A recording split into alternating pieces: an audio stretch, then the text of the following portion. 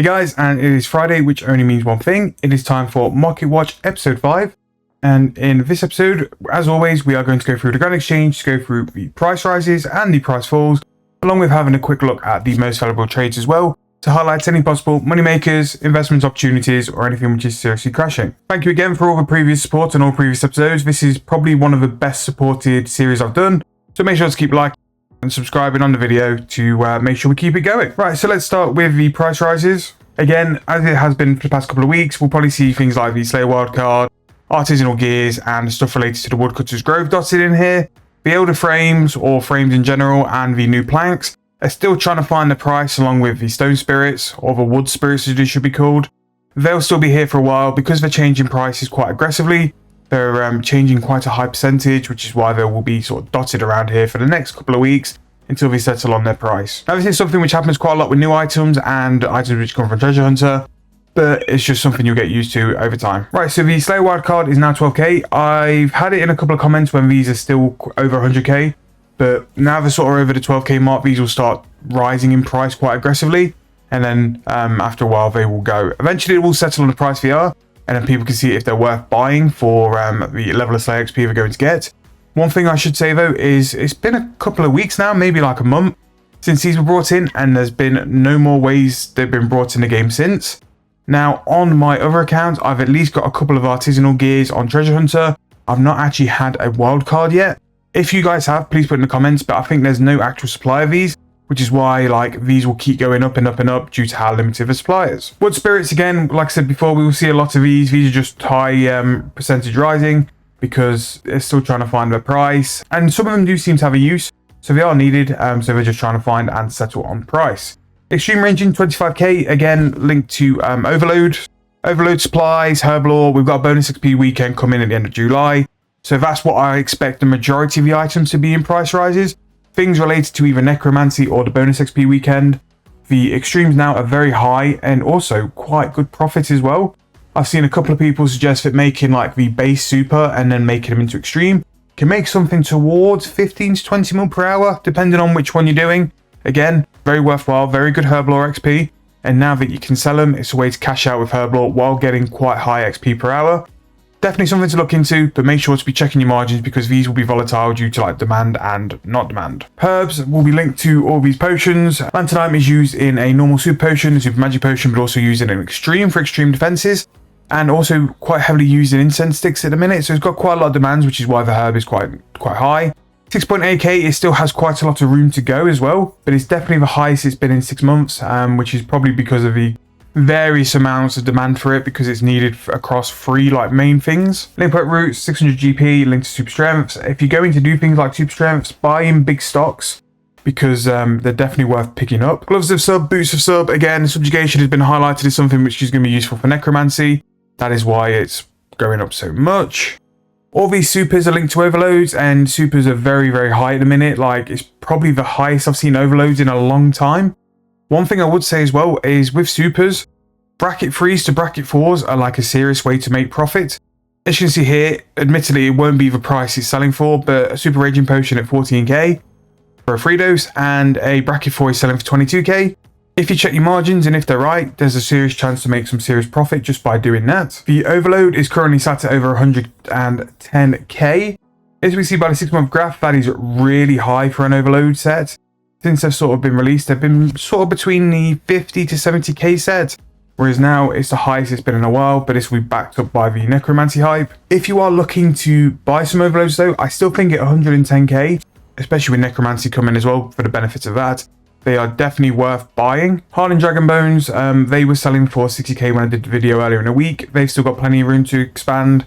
Same with Aero Bones. Aero Bones at 17.5k is probably a very decent task. Reinforced Dragon Bones from the Rune Dragons, 124k. That's still got room to go, but again, these are very, very expensive and will be a very good task if you can get hold of them. Definitely worth looking into if you are looking for a Slayer task there. Silver bars could be a nice little money maker for a low level account. Astrals as well, double Astrals as well as the Power Burst. Could be some decent profit at 1k each. That's very high for an Astral rune. Definitely over 6 months. I don't think it's really been much higher. Well, yeah, so it's gone up to 1.1k before, so there's still room in that. Don't know why Astrals are so high because, well, I suppose Lunar Spellbook is quite OP and is a very good money maker, so there's definitely like flexing that. If you're looking for a way to make some money, super anti-fires seem to be very good. You can go and loot the Phoenix feathers, make normal anti-fires into super anti-fires and make some decent profit there. Mahogany planks was something we went over, I don't know if it was last week, the week before, but they had a massive dip. Obviously the announcement of the bonus XP weekend has meant they've gone up to 1.3k, but that was a massive sort of chance to buy some mahogany and construction XP very, very cheap. But it will probably go up now to about 1.8k. I don't think it'll be like fully at the price it was for the previous bonus XP weekend, but it'll definitely be at a high price anyway. Primal extracts, it's limited with supply, so if you do the I think it's lychee bush runs, that'll be a nice little bit of extra money if you do that. If you don't, it might be something worthwhile. You can make a lot of primal extract very quick if you need your own supply. Orc bones, 32k, limited of where they're going to come from, mainly from Bandos, although I'm sure there's some other forms for them to come into the game. Anti-fire bracket 4s, super strength bracket 4s. Super strength is the only one really which doesn't have a massive gap from the bracket 3, so there could be some scope there. Super strengths at one point we're making 17 mil an hour, which is pretty much mental profit for the XP you're going to be getting as well, so that's something to keep an eye out on. Garbage subjugation at 17 mil is disgusting for how easy Zami is, so if you want an AFK boss pet to finish, definitely do Zami as a first choice. Even on med levels, you could definitely get a couple Zami kills per hour and make a lot of money from that. Cannonballs would be a nice AFK, but you won't make too much per hour because it's very, very slow. Incense sticks are one of the most overpowered profits as well at the minute, so Lance Dimes, 25k. The herb is more expensive, of course, but there could be some profit there. Gremwall spikes at 2k. And this one here is a great flip after a bonus XP weekend. At June, they sort of bottomed out at 1.5k. Again, March 1.5k and January 1.5k. And they've proved before that when a bonus XP weekend does come, they do spike quite hard. So definitely one to look at. And I think when they do hit that 1.5k mark, if you've got the money spare, it's definitely something to look at investing in as well. Pure Essence price is still going ballistic. It's at 172 each. Now, admittedly, it has started to dip a bit, dip and rise, but 172 for Pure Essence is a price you'd never thought we'd see. But with the demand on runes and how expensive runes are, it's his profit always there. Powder of Penance, 603k. This will always fluctuate. That's a bit too cheap for how useful the powder is. And the price of Golden Roses as well. It sort of follows each other in terms of price there. These frames here, these are the high tier with the magic and the U frames. The Willow frames is very niche because it's quite low level. But again, these have still got plenty to go. I would definitely price check if you're going to use these or if you're going to upgrade your fort over bonus XP weekend. Make sure to test the margins, try and get them as cheap as possible and try and slow buy them. There's no need to instant buy them, slow buy them over time and you'll save yourself a lot of money doing that. Prayer Renewal has always been a good way to train Herblore. At 28k, that is quite expensive. The mushrooms or the fell stalks will be quite high because of that. I imagine it'll be the mushrooms because the mushrooms are quite slow to come into the game. So definitely add that onto your farm run if you do farm runs already. Super Anti-Poison is always a good potion to do for Herblore. And as you can see at 12.9k, there's some decent money there. And White Berries, 4.7k for something which you can collect.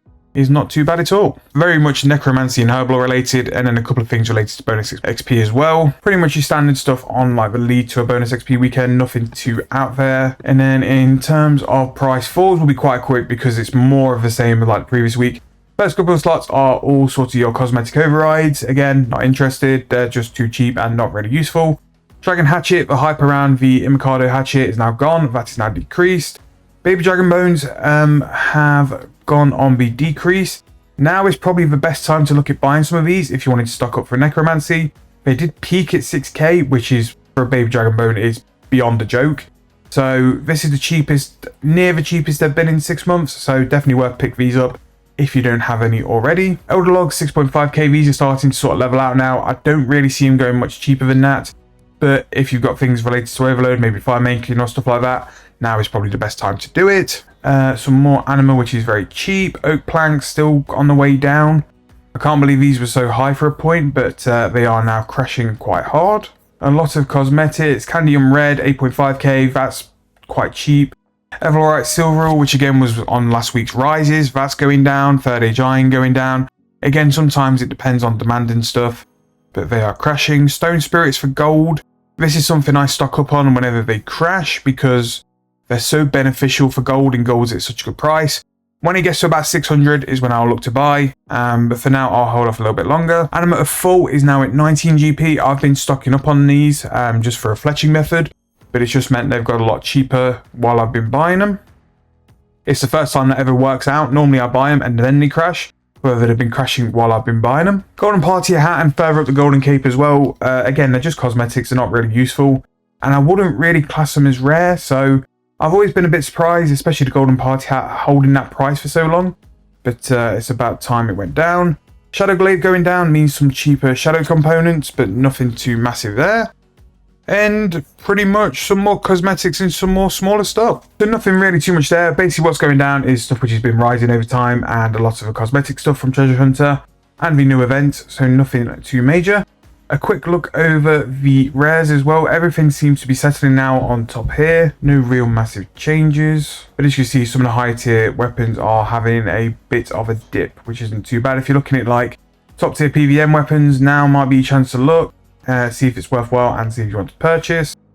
But again, nothing too major. Soul Die is currently selling for 470 mil, which, don't get me wrong, if I got it, I won't complain, but that is on its way down. That is pretty much everything for this weekend. Obviously, the biggest price rises are stuff related to Bonus 6P weekend, Necromancy, and stuff released from Woodcutter's Grove. If you've got any sort of investments or anything you're doing really well with, make sure to pop in the comments, or any suggestions you've got in the comments as well.